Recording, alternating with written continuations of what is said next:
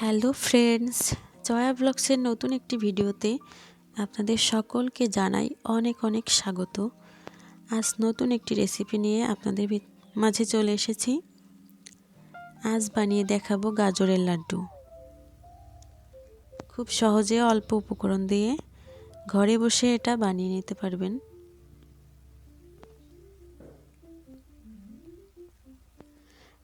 লাড্ডু বানানোর জন্য আমি এখানে হাফ কেজি গাজর নিয়ে নিয়েছি। গাজরটা ছেলে খুব ভালোভাবে ধুয়ে নিয়েছি। এখানে নিয়েছি একটা গ্রেটার।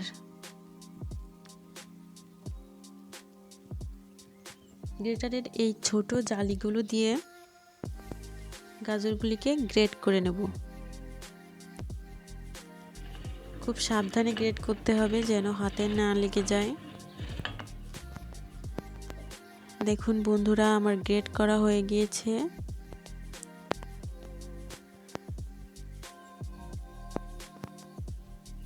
এবার এগুলি থেকে ভালোভাবে চেপে চেপে পানিটা ঝরিয়ে নেব। খুব ভালোভাবে চেপে নিতে হবে।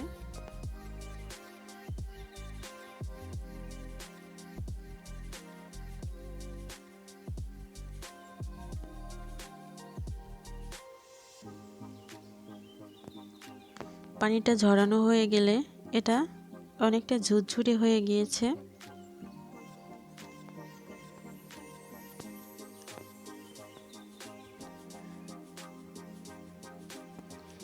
এবার একটা চুলাতে ফ্রাইং প্যান বসায় দিয়ে এটা গরম করে নেব। গরম হয়ে গেলে 1/4 কাপ ঘি দিয়ে ঘিটা গরম করে নেব।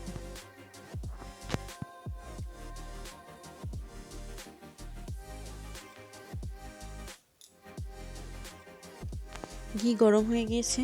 এবার এর ভিতরে গাজর ঢেলে দেব।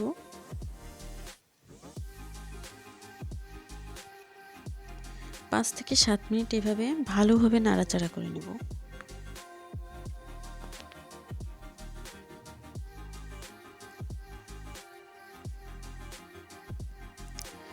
পাঁচ থেকে 7 মিনিট নাড়াচাড়া করার পরে এর ভিতরে দিয়ে দেব 1 কাপ চিনি। চিনিটা আপনাদের পরিমাণ মতো দিতে পারেন, যে যেমন খেতে পছন্দ করেন। এবার এর ভিতরে দিয়ে দেব আগে থেকে কুচিয়ে রাখা কিশমিশ আর বাদাম। এগুলি ভালোভাবে নেড়ে নেব।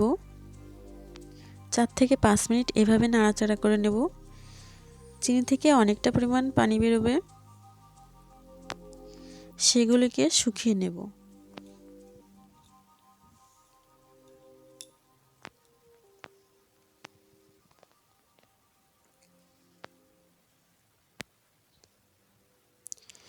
এবার এর ভিতরে দিয়ে দেব হাফ টি স্পুনের মতো ভ্যানিলা এসেন্স।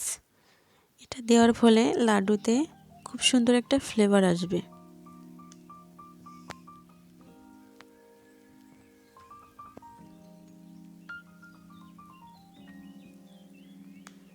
এসেন্স দেওয়ার পরে ভালোভাবে নাড়িয়ে নেব। নাড়িয়ে নিয়ে এর ভিতরে দিয়ে দেব গুঁড়া দুধ। হাফ কাপ পরিমাণ গুঁড়া দুধ দিয়ে দিয়েছি। দুধটা দেওয়ার পরে খুব ভালোভাবে নেড়ে চেড়ে নেব।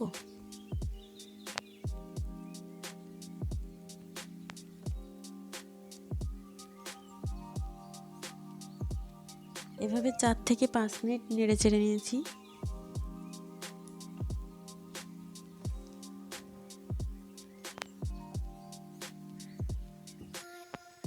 4 থেকে 5 মিনিট নাড়াচাড়ার পরে এটা অনেকটা দলা দলা হয়ে আসছিল।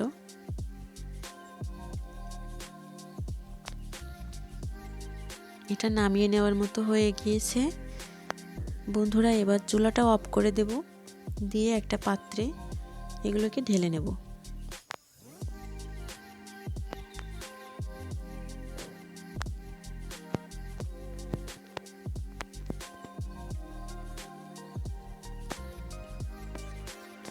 একটা পাত্রে ঢেলে নিয়েছি।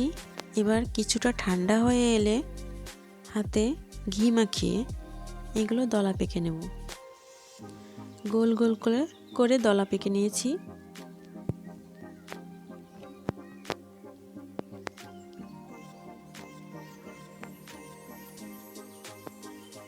দেখুন বন্ধুরা, খুব সহজে অল্প উপকরণ দিয়ে অল্প সময়ে এই গাজরের লাড্ডুটা ঘরে বসে বানিয়ে নিলাম। আপনারাও এইভাবে ঘরে বসে বানাতে পারবেন।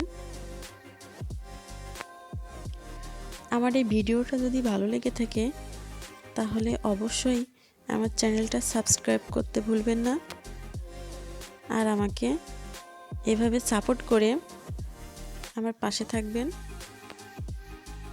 যেন আমি এই চ্যানেলটি সামনে এগিয়ে নিয়ে যেতে পারি। ধন্যবাদ সবাইকে।